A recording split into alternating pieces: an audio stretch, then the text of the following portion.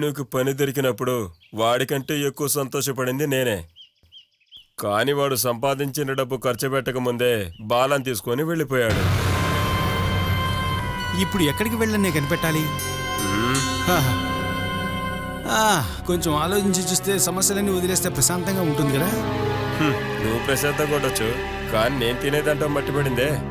నీ జేబులో చూస్తే ఒక్క 100 రూపాయలు కూడా ఉండవు. వేణు ఎంత మంచోడో ఇప్పుడే అర్థమవుతుంది.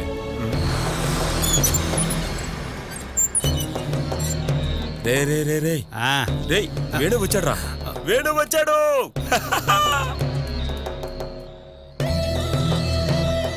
వేణు తమ్ముడు, రే బంగారా ఎక్కడికి వెళ్ళావురా నువ్వు? వేణన్నా బాల వదిలి బిడ్డని ఎక్కడ వదిలేసి వేణన్నా.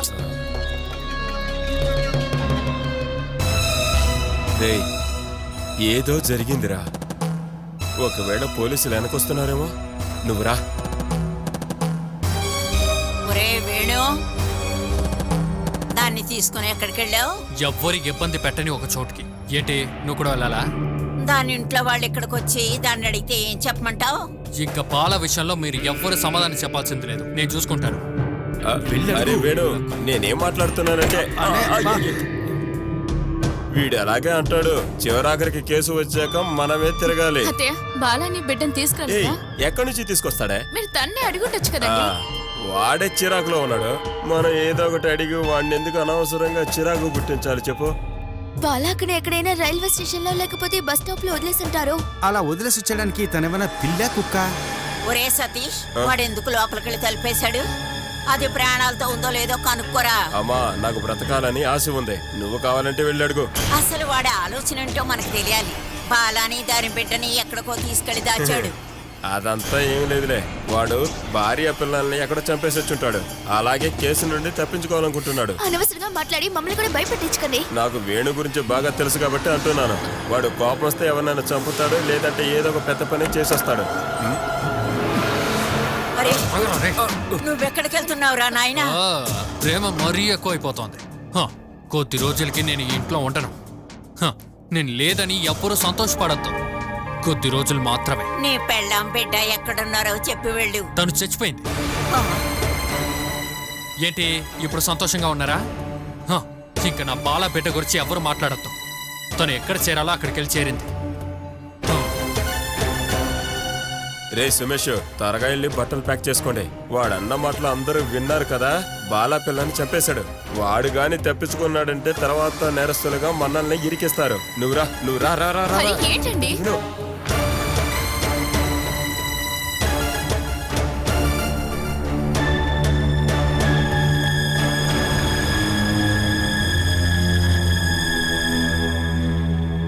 చమేలి ప్రవర్తన రోజురోజుకి మారిపోతోంది. ఈ విషయం కూడా తనే చెప్తోందా అని నాకు అనుమానంగా ఉంది. నేను తనకి శత్రువు కాదని చమేలికి ఇప్పుడు బాగా అర్థమైంది. అందుకే అనుకుంటాను ఎక్కడికైనా తీసుకువెళ్ళని నాతో అడిగింది.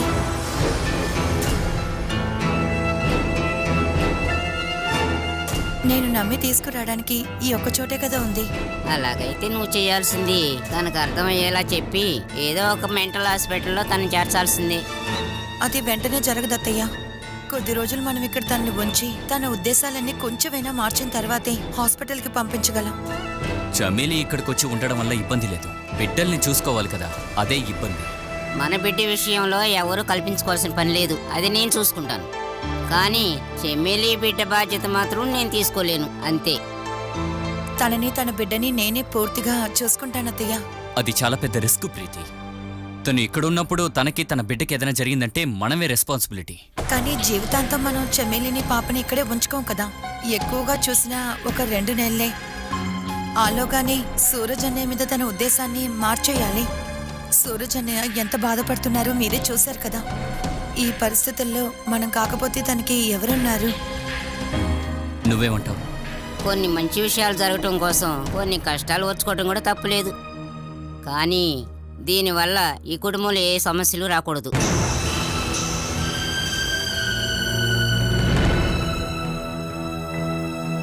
నీ మనసుకి ఏది మంచి అనిపిస్తే అదే చెయ్యి. దానిలో వీడి అనుమతి కూడా కావాలి. కృష్ణ, మీ ఇద్దరు ఆలోచించుకొని ఒక మంచి నిర్ణయానికి రండి. ఆ తర్వాత మీకు ఎలాంటి ఇబ్బందులు వచ్చి పడకూడదు. అలాంటిదేమీ జరగదత్తయ్య. ఇది నా రిక్వెస్ట్. ఆర్కే ఒప్పుకుంటే మాత్రమే నేను చెమేలిని పాపని తీసుకొస్తాను, లేకపోతే నేను తను ఇక్కడికి తీసుకురాను. ఓకే, మనం చమిలిని ఇక్కడికి తీసుకొద్దాం.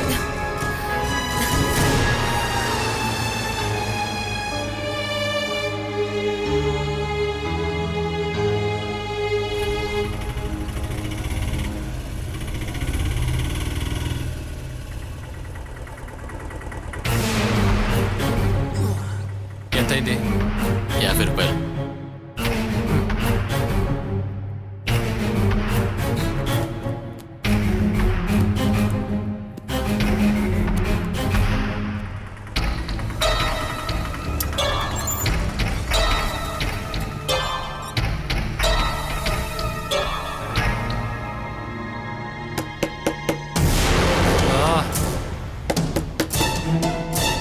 ఈసారి కూడా భయపడ్డాను. తెరవండి. తలుపు తెరవడానికి ఎంతసేపేంటి?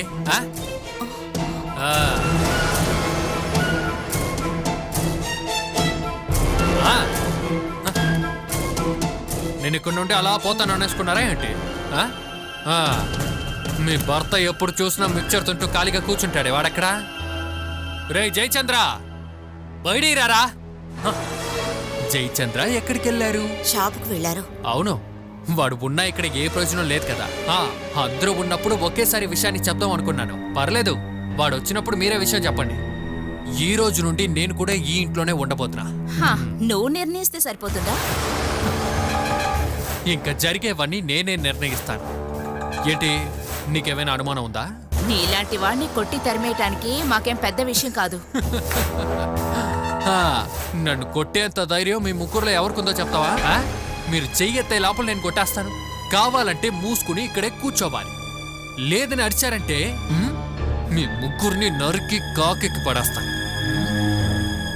అయితే అందరికీ వినిపించింది కదా. ఈ రోజు నుండి నేను కూడా ఇక్కడే ఉండబోతున్నాను. నాకు తెలియకుండా ఈ ఇంట్లో ఏ ఒక్క విషయం కూడా జరగకూడదు.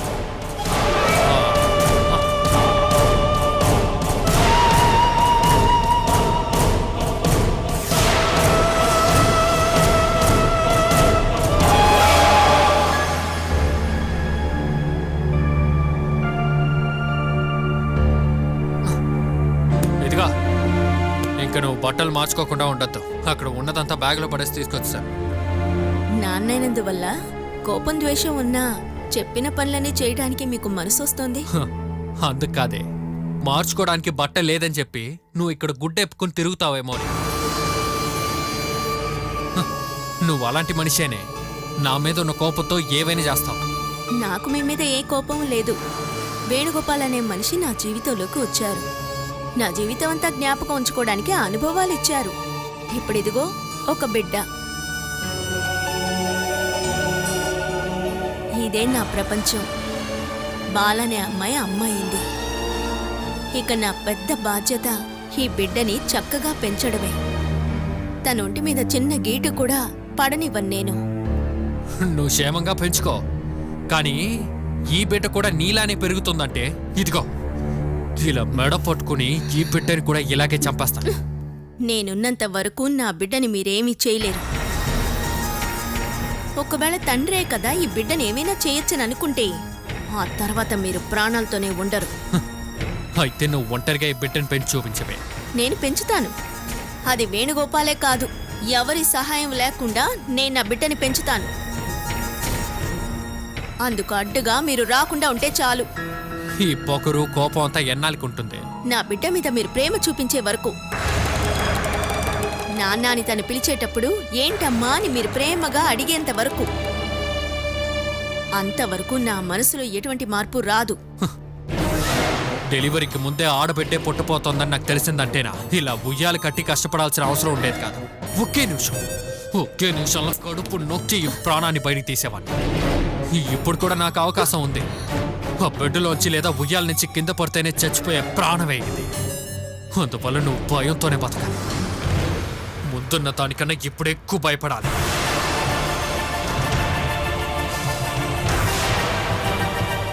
అర్థమయ్యిందా?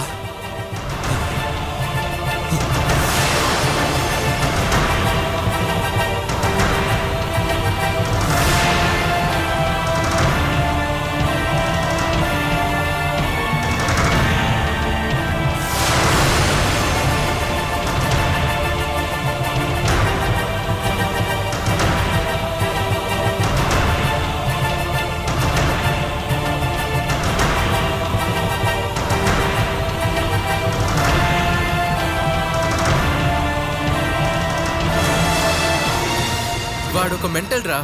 అదే సమస్య. ఒక హంతకుడు ఇంట్లో ఉన్నట్టుగా ఉంది. అందరూ భయపడుతున్నారు. నీకు దొరికిన దానికన్నా 2 రెట్టింపులు తిరిగిద్దాం. మనం ఏదైనా చేసి అతనికి ఏమైతే వీళ్ళింట్లో వాళ్ళే కదా చూసుకోవాలి. ఎలా చూసినా మావయ్య కదా. అదే అన్నిటికంటే చండాలమైన విషయం. వాడిని తాగిచ్చి మత్తెక్కినాక ఏదైనా బండ్లు ఎక్కించి లోయలో పడేయాలి. అప్పుడే ఆ తలనొప్పి నా జీవితం నుంచి పోతుంది. అంతేవే ఆలోచించక్కర్లేదు. మన వల్ల ఇందు మనం చేద్దాం. 2 వారాలకి వాడిని లేవనకుండా ఏదో ఒకటి చేద్దాం. చేతులు కాలు వీర్చేద్దాం. 2-3 నెలలు అలాగే ఉండనివ్వండి. అప్పుడే పొగరు తగ్గుతుంది. ఏం చేద్దామో నువ్వే చెప్పు. కాళ్ళు చేతులు ఎరగొట్టిన తర్వాత సెంటిమెంట్ చెప్పి నా దగ్గర రాకూడదు. నిన్ను కొట్టడనే నేను వస్తున్నాను. లేకపోతే మీ ఫ్యామిలీ విషయం మేము జోక్యం చేసుకో. వాడికి చాలా బలం ఉందిరా. నా చేతులు మెడ వెనక ఇంకా నొప్పి తగ్గలేదు. అయితే చీకట్లో కొట్టడమే మంచిది. ఎవరో కొట్టారనుకుంటా. వెంటనే ఈ కార్యాన్ని ముగించాలి. మేము రెడీ. వెళ్ళే రూట్ మాత్రం చెప్పు మాకు. అదంతా నేను చెప్తాను. అయితే పార్టీ చేసే డేటును మార్క్ చేసి పెట్టుకో.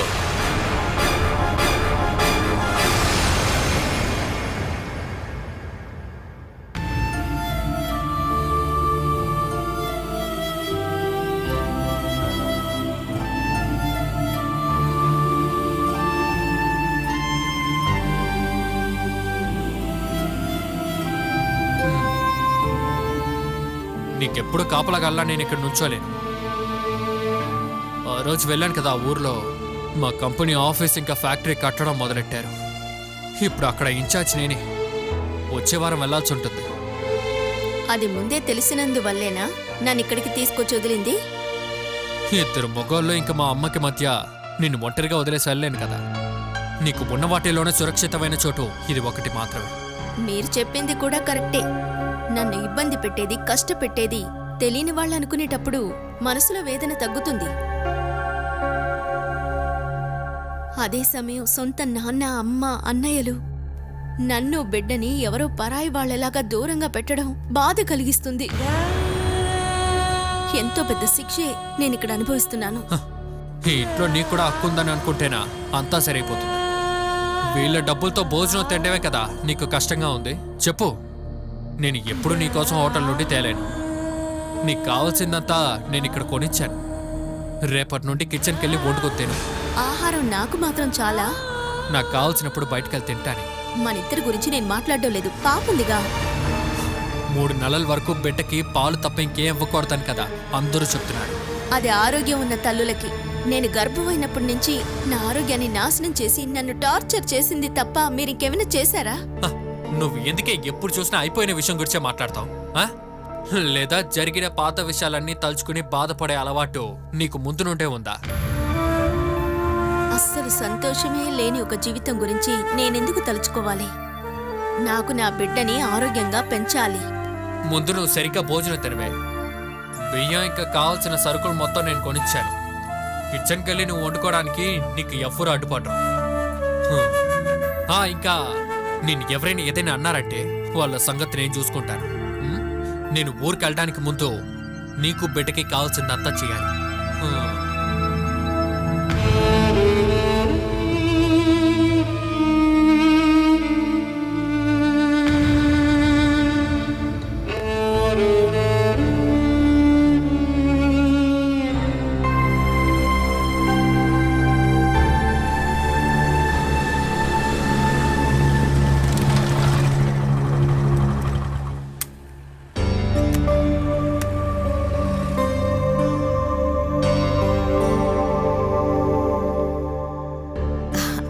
వచ్చేసావా అజయ్?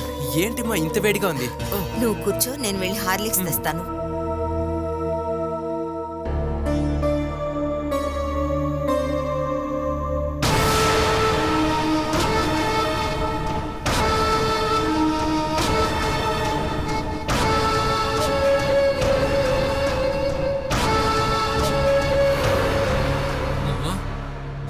ఎంతలా ఫోన్ గెలకడానికి అసలు అందులో ఏముంది?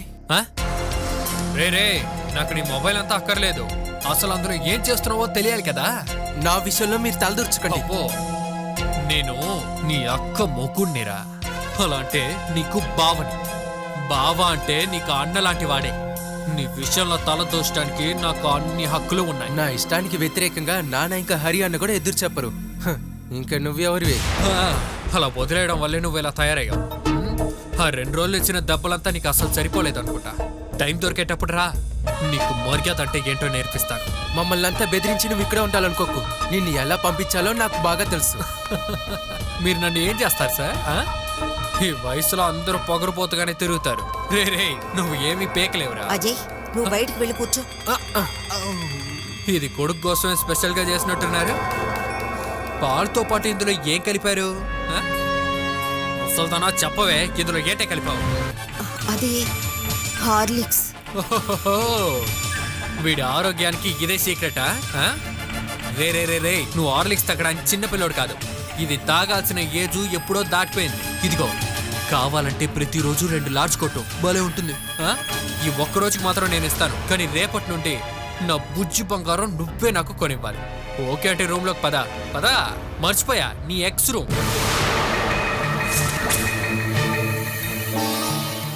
అయ్యో, ఇలా వేళ్ళు మూసుకుని మొహాన్ని చిట్లుంచుకుంటే ఏం జరగదురా. ఇప్పుడు ఈ ఇల్లుని చూసుకునేది నేను నేను అర్థమైందా? రేపటి నుండి నాకు కూడా తీసుకొచ్చేవ్వాలి. పొద్దున్న ఒక గ్లాస్ అంటూ, ఈవినింగ్ ఒక గ్లాస్ అంటూ. నా ఒంట్లో కూడా బలాన్ని పెంచుకోవచ్చేమోనని ట్రై చేస్తాను. ఏంట్రా చూస్తున్నావు?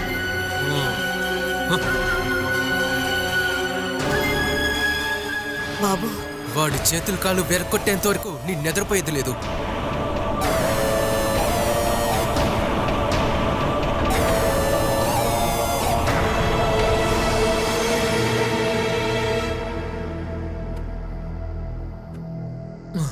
ఇదిగో తాగు. అలా చూడకో, విషమేం కలపలేదు. హార్లిక్స్ కలిపిన పాలు. తాగు. నాకిది కావాలని ఎవరు చెప్పారు? నువ్వే కదే చెప్పు. పాపకి నీకు పోషాహారం దొరకట్లేదని. నీ ఒంటిలో పోషాహారం వెళ్ళట్లేదు కాబట్టే పాలు దొరకట్లేదంటే పోషాహారం ఇద్దామని తీసుకొచ్చానే. ఎంతమంది కోపాన్ని ఇందులో తీసుకొచ్చారు? అదంతా నీకు తెలియద్దు. ఇంకా ప్రతిరోజు పొద్దున్న నైట్ హార్లిక్స్ కలిపిన పాలు నీకు దొరుకుతుంది. భయపెట్టి ఇలాంటివి తీసుకురావడం మీకు అలవాటే కదా. నోరు మూసుకుని తీసుకుని తాగవే. నేనిది తాగను. ఇది తాగడం వల్ల వచ్చే పోషకాలు నా బిడ్డకేం అక్కర్లేదు. అయ్యో, ఇంతసేపు పోషాహారం దొరకట్లేదని ఊరికే వాగుతున్నావు. తాగితేనే ఇక్కడి నుండి వెళ్తాను. తాగి చావు. నేనింతకు ముందే చెప్పాను, మీరు కష్టపడి సంపాదించింది కాకుండా మిగతా వాళ్ళు వాళ్ళ కోసం ఉంచుకున్నది నాకొద్దు. నేను ఏం చేసి తీసుకొస్తే నీకేంటే? అసలు నిజానికి నా నుండి నువ్వు ఏం ఎదురు చూస్తున్నావే? ముందు ఒక అమ్మాయిలా మూసుకుని కూర్చో. ఇదిగో, ఇప్పుడే డెలివరీ అయ్యిందంతా నేను చూడను. నేరం మీద వేసి తంతా.